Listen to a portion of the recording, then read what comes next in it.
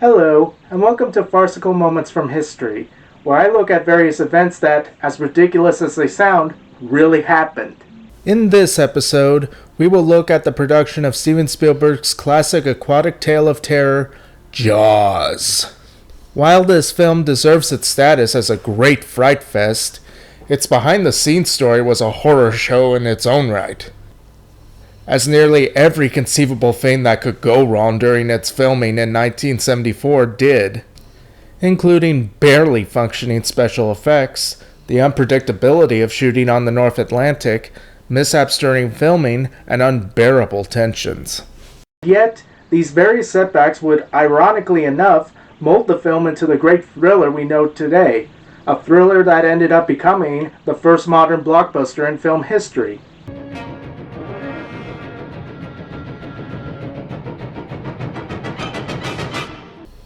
Perhaps the most well-known troubles faced in the production of Jaws dealt with the mechanical sharks created for the film. For one thing, when they were first constructed and tested in studio tanks in California, there had been little consideration for how their electrical systems would function in the corrosiveness of the salt water and strong currents of the North Atlantic. This resulted in the first attempt to shoot a scene with one of them at Martha's Vineyard, the real-life stand-in for the town of Amity Island in the film, to end in utter failure, as the shark used shorted out and sank to the sea floor like a rock. This forced the special effects crew to completely swipe out the shark's mechanics with pneumatic ones. While these functioned better in the ocean, the noise they created meant that every scene that the shark appeared in would have to be completely dubbed over months later in post-production. I can go slow ahead.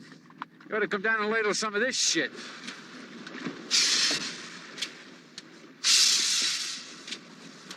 And down. Also, even with these changes, the shark still barely functioned most of the time. According to actor Richard Dreyfuss, hardly a day on Martha's Vineyard went by without crew members' walkie-talkies going off everywhere with announcements that the shark is not working. Repeat, the shark is not working. And that when there was a rare instance of announcements that the shark is working, repeat, the shark is working, there would be a mad scramble to try to get usable footage with them before they broke down again. Such incidents caused many in the cast and crew to refer, oh so cleverly, to those working on the sharks as, quote, the Special Defects Department. As it turned out, the various problems with the mechanical sharks ended up being nothing when compared to the problems that the cast and crew faced when they attempted to film on the open ocean.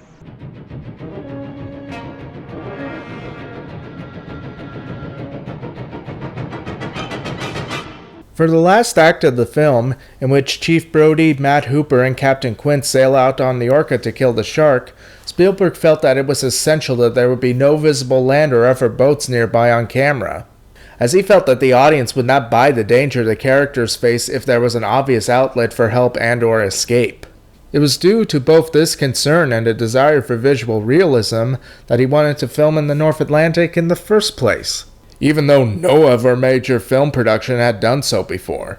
Unfortunately, Spielberg severely underestimated what it would take to achieve these goals.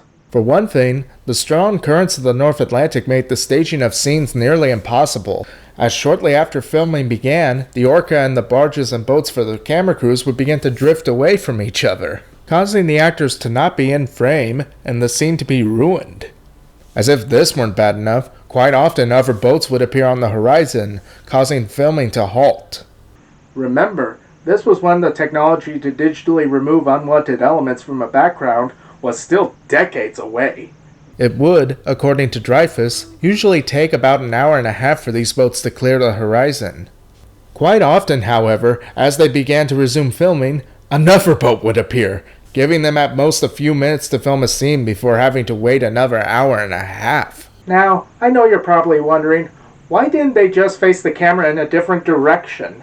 That's because doing so would require re-anchoring every boat and barge used by the crew, a process that on average took up more time than just simply waiting for the horizon to clear again.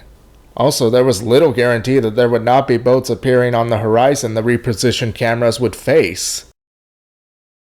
With these conditions, according to Spielberg, we would shoot 5 scenes in a good day, 3 in an average day, and none in a bad day. Needless to say, there were many days where the cast and crew found themselves, as George Carlin would say, shit out of luck and jolly well fucked.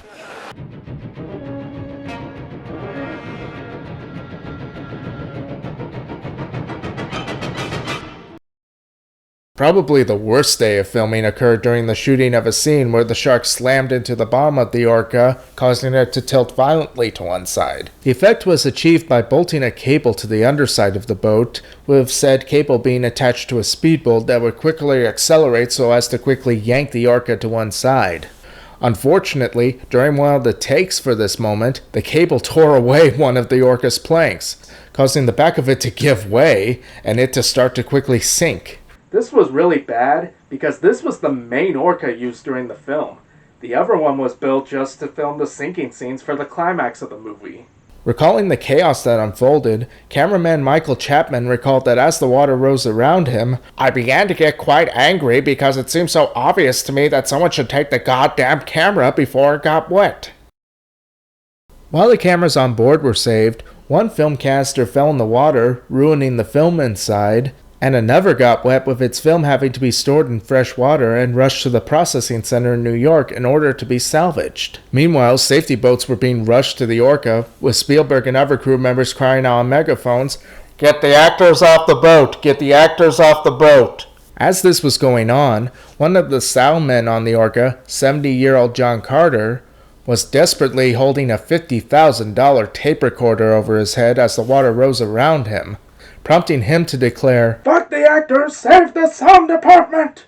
While thankfully nobody was hurt and most of the filmmaking equipment on board the orca was saved, the time it would take to salvage and repair the boat would add several days of delay to an already tenuous production. One of the reasons why it takes such a long time to make a picture like Jaws is because it's not the time it takes to take the take that takes the time. It's the time it takes between the takes that takes the time it takes to take. All of the stresses of the film's production came to a head one fateful night when the cast and crew attended a buffet organized by the people of Martha's Vineyard at a local hotel. Without warning, actor Roy Scheider threw a fistful of mashed potatoes at Spielberg's face, prompting Dreyfuss to throw a dessert at Scheider. Soon, everyone at the buffet, including those hired to serve the food, engaged in an epic food fight.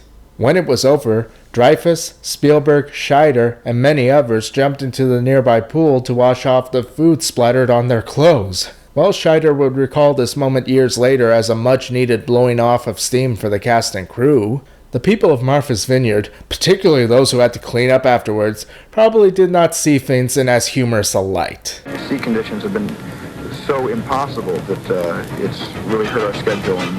With all these troubles plaguing the production, Spielberg, who was only in his late 20s at the time, found himself spending every day on Martha's Vineyard worrying that he would be suddenly visited by a representative from Universal who would fire him and or cancel the production, particularly as the film's budget tripled and the production schedule at Martha's Vineyard went from an intended 55 days to an astounding 159 days. As a coping mechanism, he spent each night with a piece of celery tucked into a pillow he had flown in from his home in California, as he found its scent soothing. Amazingly, he was somehow able to will himself to keep going, and was able to finally get the majority of the film shot. In the end, the delays caused by the troublesome production, ironically enough, reaped some unexpected benefits for the finished film. First, they gave time for the film's script to be refined and improved, such as in Captain Quint's iconic monologue about the sinking of the USS Indianapolis, which was partly rewritten and improvised by actor Robert Shaw himself. Also, the problems with the mechanical sharks forced Spielberg to improvise new ways of filming scenes of the shark attacking, with its presence being mainly implied and its appearance largely hidden from view until the last act of the movie. Such an approach enabled the film to be more genuinely frightening, as it built up suspense about how dangerous the shark was and made its full reveal more intense. I know the shark doesn't look like a real shark, as pointed out by Marty McFly. Shark still looks fake. But I would argue it's still a very scary looking movie monster. I mean, think about it. If you were in a tiny little rowboat and this thing came barreling at you, you would probably shit your pants. In the end, Jaws, rather than being the end of Spielberg's career, ended up being his big break, as it went on to be the first modern blockbuster in film history, making the equivalent of just under $600 million in 2020 money in the United States alone. 3 years later, a sequel was made that, despite not having Spielberg's involvement, ended up being a solid, if not great film, and a huge hit in its own right, grossing the equivalent of over $300 million in 2020 money in the United States. Keep in mind, this was when movie theaters with multiple screens were not nearly as common as they are now. Thus, the making of Jaws ended up, interestingly enough, being a horror story with a happy ending. Ugh. Until we got to the truly awful sequels in the 1980s. Thanks for watching this video. If you enjoyed it, please like, subscribe, and ring the bell. Also, follow me on Twitter @PCNHGuy. If you want to help me make more videos similar to this, or you just want to help support my channel, maybe consider contributing to my Pop Culture and History Guy Patreon, and get a shout out in my future videos as well as other benefits. That is, as long as your username is something that won't get me demonetized. Have a nice day, Chiefy.